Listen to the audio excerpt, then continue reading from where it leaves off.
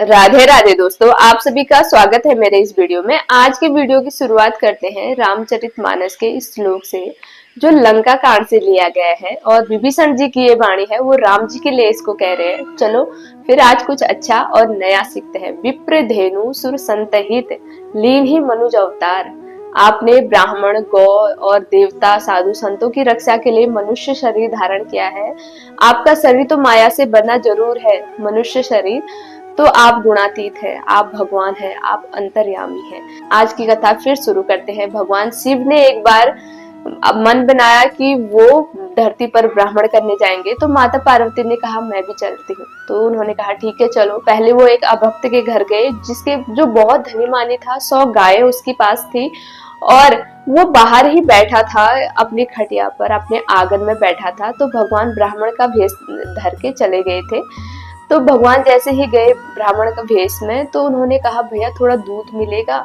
तो उसने तो दूध तो दूर की बात, इतनी गालियां शुरू कर दी, इतनी अभद्र गालियां, और मेरे पास कुछ नहीं है ऐसा कहकर उनको फटकार लगाकर बाहर कर दिया। तो भगवान जैसे ही बाहर निकले, और भगवान ने कहा जितना इसके पास है उसका 100 गुना इसे मिले। तो माता पार्वती तो अचंभित रह गई, वो बोली कुछ नहीं। फिर भगवान एक भक्त के घर गए, जो नदी किनारे रहता था, और उसकी माँ थी और एक गाय उसके पास थी, जिससे वो गाय के दूध से अपना भरण पोषण करता था और भगवान का भजन करता था, गाय की सेवा करता था। तो भगवान ने उससे कहा कि भैया थोड़ा दूध मिलेगा, क्योंकि देसी गाय थी, एक लीटर या 1.5 लीटर ऐसे दूध उसको होता था। तो उसने सारा दूध निकाल के भगवान को दे दिया, अच्छे से बैठाया अपने घर में और अच्छे से दूध का भोग लगा दिया। तब भगवान ने कहा कि जितना जो इसके पास गैया है और एक मैया है, ये दोनों इसका ले लो। और तब माता पार्वती ने कहा, जैसे भगवान बाहर निकले, उन्होंने ये कहा कि गैया और मैया दोनों ले लो। तो माता पार्वती ने कहा कि जिसने कुछ भी नहीं दिया, इतनी गालियां दी, उसको 100 गुना दे दिया, और जिसने इतने आदर सम्मान से हमको भोग लगाया, उसके जीने का सहारा जो गैया और मैया है उसको ले लिया। तब भगवान ने कहा ये गैया और मैया ये बीच में आ रहे हैं, जो माया है ये बीच में आ रहे हैं इसके, क्योंकि ये भगवान, ये सच्चा भक्त है मेरा, ये सच्चा भजन करेगा। तो भगवान को लगा ये भजन करेगा आगे को, और ये मुझ में ही लीन हो जाएगा।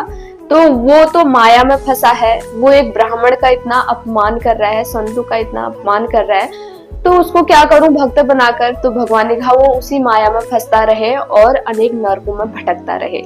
तो ये अगर ये हमारा सम्मान, ये ब्राह्मण का सम्मान कर रहा है, भगवान ने अपना नहीं कहा कि भगवान का सम्मान नहीं, उन्होंने कहा एक ब्राह्मण का इसने सम्मान किया, इसके पास एक गाय तो थी, फिर भी इसने सारा दूध हमको दे दिया। तो ये इस माया से दूर रहे और ये भगवान का भक्त हो, और ये मुझ में ही लीन हुए, इसे अनेक जन्म ना लेने पड़े, इसलिए भगवान ने ऐसा कहा। और उसके जो माया थी उसको दूर कर दिया भगवान ने, और वो निरंतर फिर भगवान का भजन करता रहा। इसलिए माता पार्वती को ये बात समझाई भगवान ने कि मैंने ऐसा क्यों किया। तो आप सभी को भी ये कथा से समझ आ गया होगा कि हमें, मतलब भगवान हमारे साथ क्यों करते हैं ऐसा, कि जो भजन करते हैं, खूब भजन करते हैं, उनके सर पे इतने दुख के पहाड़ क्यों टूट पड़ते हैं। क्योंकि भगवान, जब भी हम नाम जप और भगवान की भक्ति शुरू करते हैं, तो जो पुराने पाप होते हैं अनेक जन्मों के, वो पहले भगवान उसे भेज देते हैं, क्योंकि जो आगे का जीवन है उसे निर्मल करने के लिए।